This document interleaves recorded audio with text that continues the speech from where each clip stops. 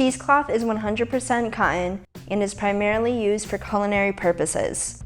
It can be used for making cheese, infusing sauces and dressings onto meat, and straining liquids from foods.